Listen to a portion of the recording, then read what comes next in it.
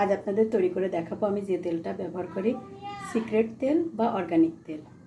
আমি তার জন্য নিয়েছি খাঁটি নারকেল তেল 250 গ্রাম, নিয়েছি পেঁয়াজ, অ্যালোভেরা, মেথি পেস্ট, যেহেতু আমার কাছে আস্ত মেথি ছিল না তাই পেস্ট করা মেথি নিয়েছি, কালো জিরা, তিসি, লবঙ্গ, তেজপাতা, আর এখানে নিয়েছি জবা ফুল।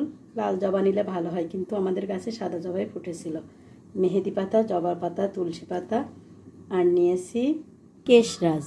প্রথমে আমি পাত্রে তেলটা দিয়ে দেব। একে একে সব উপকরণগুলো তেলের ভিতর দিয়ে দেব। কালো জিরা, তিসি এবং আপনার মেথিতে চুল লম্বা করে আর চুলের গোড়া অনেক শক্ত করে। আমরা আগাগোড়া আমি মেয়ে দুজনই এই তেলটি ব্যবহার করি। বানিয়ে আপনি 3 মাস পর্যন্ত রাখতে পারবেন। এবার মিডিয়াম জালে আস্তে আস্তে নাড়তে থাকবো যতক্ষণ পাতাগুলোর কালার আপনার তেজপাতার কালারের মতো না হয়। ফিরে আসছি তেলটা তৈরি হওয়ার পরে। আস্তে আস্তে পাতাগুলোর কালার চেঞ্জ হচ্ছে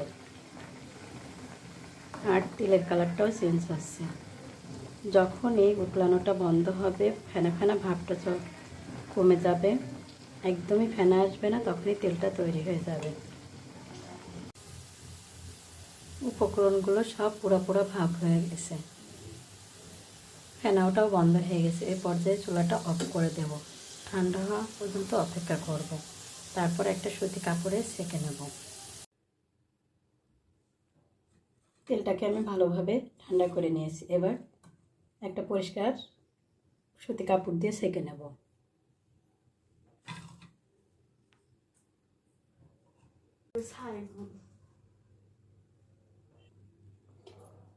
আমি চামচের সাহায্যে এগুলোকে চেপে চেপে রসগুলো বের করে নিয়েছি।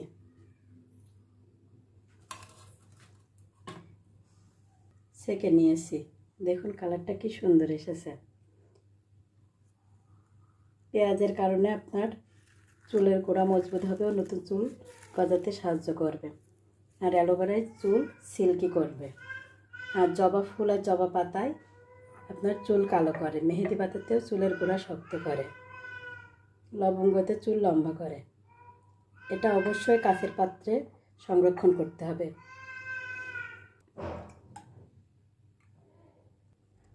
দেখুন তেলের কালারটা কি সুন্দর হয়েছে।